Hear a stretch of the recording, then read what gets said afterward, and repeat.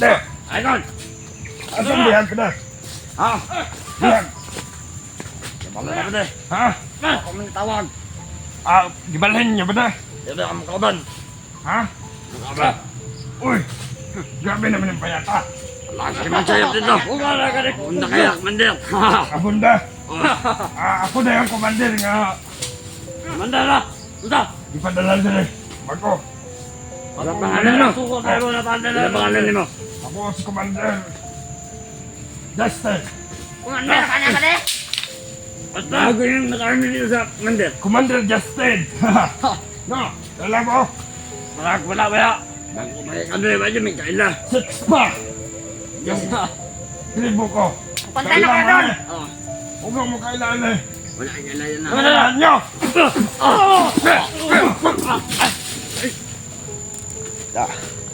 Yan tol. Yan. Patay yung tatlo tol. Kailan mo 6 pa! Ito yung 6 pa!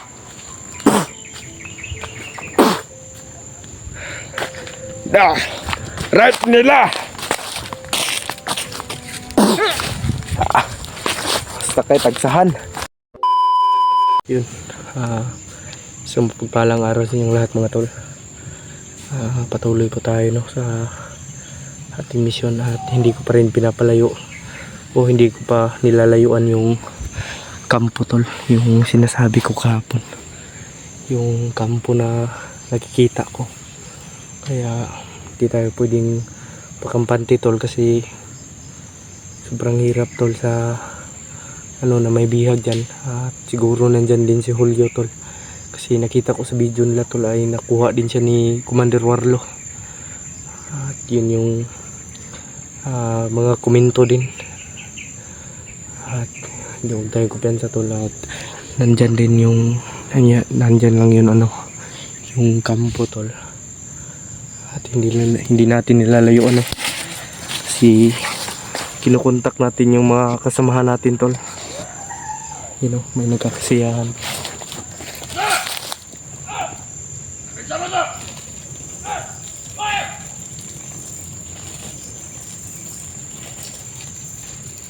Yung tol kung naririnig nyo tol, may mga sigawan.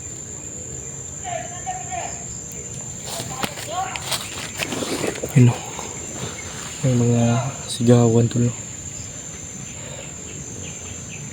You know, may paparating tol.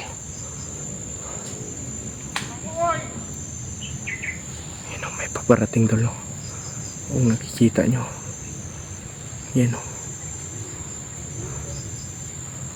may paparating. You know.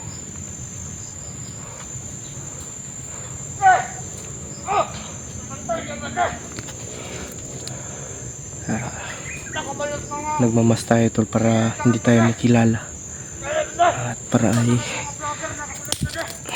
you know mga vlogger na tol.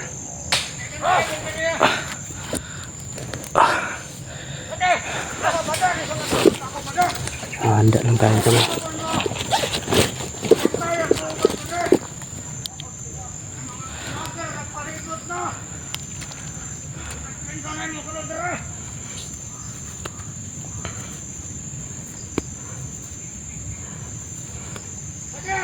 You know, sobrang ingay na tol.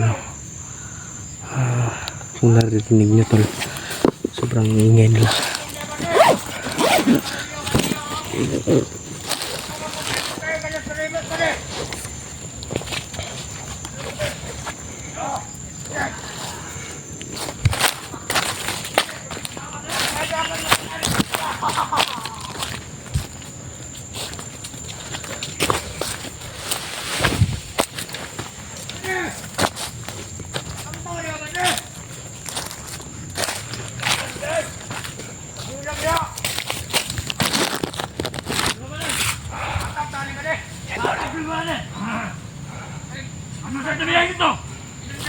Bihag daw tol.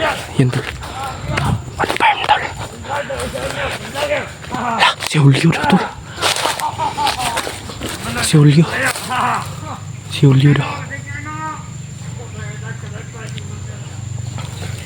Yan tol. confirm po talaga tol na nandyan si Julio at si Buddy. Kasi yung mga bihag daw sabi nila. Nakuha lang tayo ng mga informasyon tol.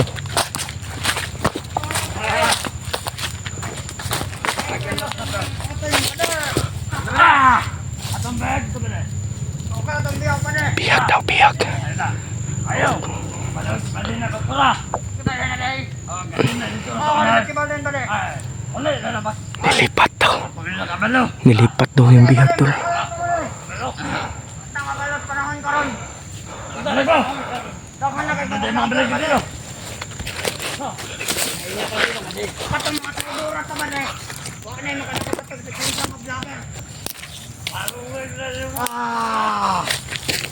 Pwede! Pwede! Ayun! Asang bihan, pwede? Ha? Bihan! Wala na ba de? Ha? Ako may tawag. Gibalhin niya, pwede? Dito ang kauban. Ha? Kauban. Uy! Grabe naman yung payata. Lagi man sayap dito. Wala ka rin. Punta kaya, Mandir.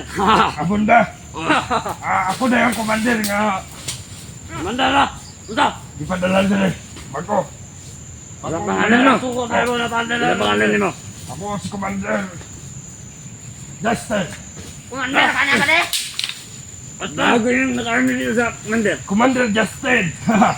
No, alam mo, Wala. Bago may ano ba dyan, may kaila. six pa. Yung tribo ko.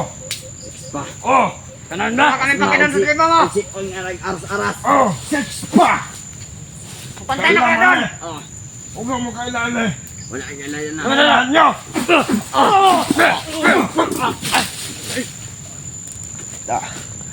Yan tol. Yan. Katayong tatlo tol. Kailan mo six pa. Ito yung six pa.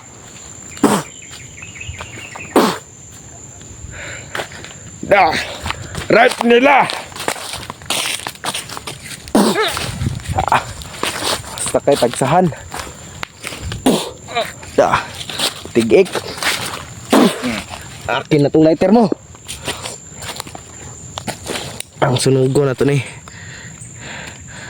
Kay mabaho ni dire. Diyan tol. Susunugin natin to tol. Yan. Magdusa kayo sa impyerno. Yung impyernong pinasok nyo, papakita, papalasap ko sa inyo. You know, napay lighter. Diyan lang kayo. Susunugin ko kasi yun. Dara. Kaapoy na. Wait lang. Yan tol, nilipat daw yung bihag tol. Hindi natin alam tol kung nasan nilipat. Kasi yung namumuno doon ay si Commander Warlo.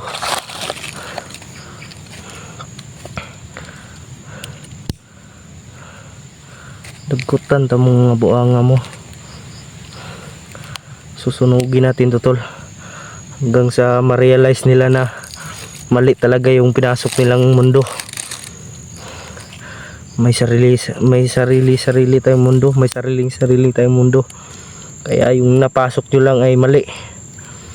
Kaya ang dapat sa inyo ay masunog. Yan. Masunog ang dapat sa inyo. Yan. Dira. Di. Da. Yan. Da. Sunog. Yan tol. Hindi natin papakita sa camera na nasusunog tol.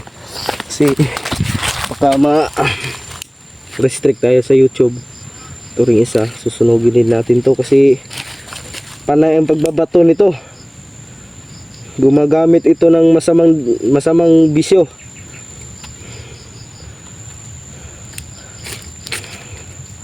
Pupuksain ko kayong lahat hanggang sa mawala kayo. Iskomunyon sa Diyos Amahan pagkapos tanang kaaway. Sunog. Yan tol.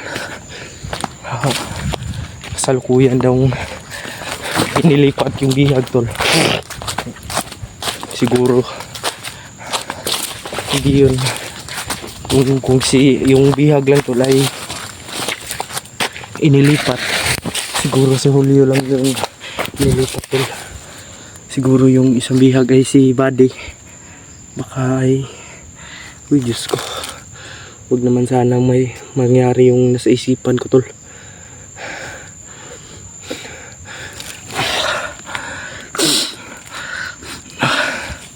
Diyos ko Lord.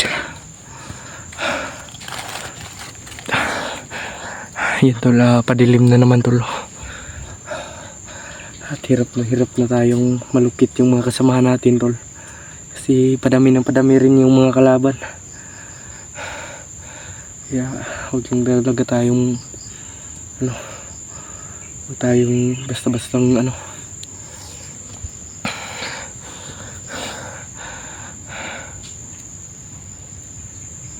may napapansin naman tayo naglalakad tol. Hindi kalayuan tol no.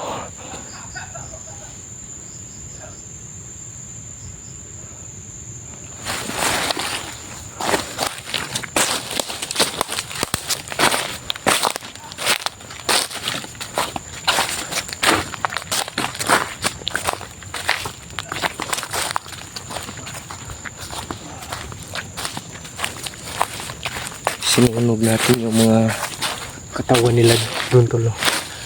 Kasi mamamaho yun.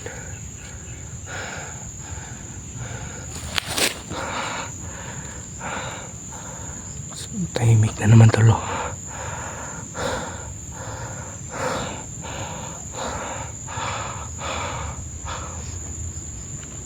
Hindi tayo nakakuha ng mga impormasyon tol kasi parang nahalata tayo nila no.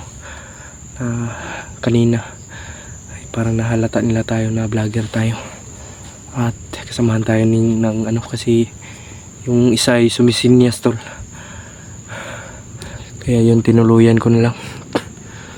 At yan tol yung area. Sobrang tahimik pagmasdan.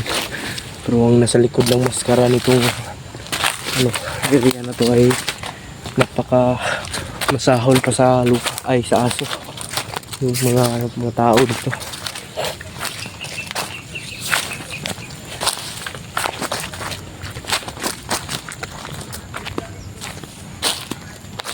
May tao pa rin dyan sa may tao pa rin dyan sa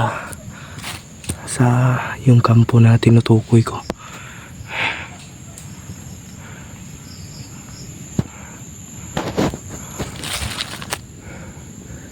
Sobrang hirap natin na mahanap yung hindi natin dali-dali na mahanap yung mga bihag tol kasi pinapaigting nila yung pag may na silip silang kaunting yan yung kaunting bakas ba may tao na re-rescue ay talagang ililipat yan nila tol.